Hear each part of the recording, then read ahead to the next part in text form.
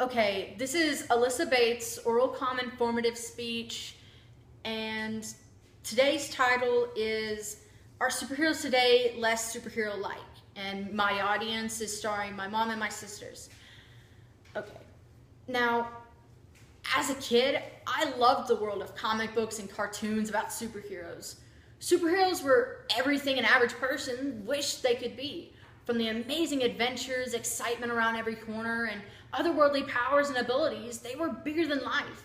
And not only that, but the comic books themselves played a tremendous part in pop culture, artistic expression, and even public opinion on political issues. The comic books and the superheroes in them weren't afraid and to tell a story that was meaningful, per se. And all the stories had the same summary. A brave and powerful hero, placing himself in the path of danger, was selflessly overcome seemingly impossible trials, knowing the odds are against him and knowing he may very well be instigating his own demise, and yet somehow still saving the day, getting the girl, and wrapping up the story with an old-fashioned happy ending. Remember how simple life was then? Back when a basic hero saves the day storyline and a happy ending were enough. But that time is over, and now things have turned into a completely different direction. Our idea of what a hero is and what exactly makes them heroes has drastically changed in the last few decades. And here's how and why. First off, the superheroes and other characters alike were changed to stop portraying the personality and characteristics that seem to be somewhat stereotypical to a superhero comic book. These are not the characters you grew up watching on your Saturday morning cartoons. Things stopped being all so peachy and happy for the heroes and instead got seriously dark and questionable. And many heroes began losing their half-glass, half-full philosophy. Spider-Man gained his evil counterpart Venom in these times, which, although very popular and successful, was a dark and evil side of Peter Parker. This time period, placed around the early 90s, is coined by many as the bankrupt era. Although the comics themselves were successful with profit, the overall public opinion disapproved. Everything was big and agonizingly over the top. Big muscles, big guns, big breasts, big explosions, and lots of violence. The comics of the 90s made the comics of the 70s look like the graphic novel version of Leave It to Beaver. And it almost ruined the company and resulted almost in company bankruptcy. Although the comic world survived and, like most people, happily sweeping the 90s under the rug, there was now a serious supply and demand urgency as the darker themes and characters grew more popular. Everyone loves a bad boy, and that's what the people got in this new look in superheroes.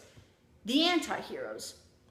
Anti-heroes, by definition, are central characters in a story that lack conventional heroic attributes. We most of the time consider them heroes, but their morals, objectives, and tactics of these characters are harsh and unethical. Some popular examples of superheroes that are anti-heroes are Batman, the Punisher, Deadpool, and Deathstroke. People we still consider heroes, but with a darker form of justice and strategy that the ideal hero wouldn't approve.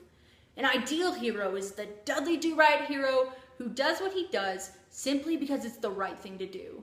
The ideal superhero is more along the lines of the classic stereotypical hero, even being nicknamed the Boy Scout hero. Boy Scout heroes are, an example, Spider-Man, Superman, and Captain America. And lately, even the most ideal heroes are seeming to get a little more rogue.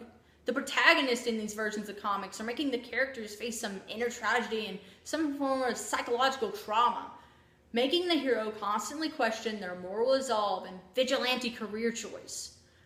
Now, don't misinterpret this. The characters of the books before this time faced turmoil and got beat up in fights as well, but most of the time, their hero and secret identity lives remained upbeat and had a hopeful atmosphere. But for now, the lives are continuously depressing and the problems they face are rather fierce.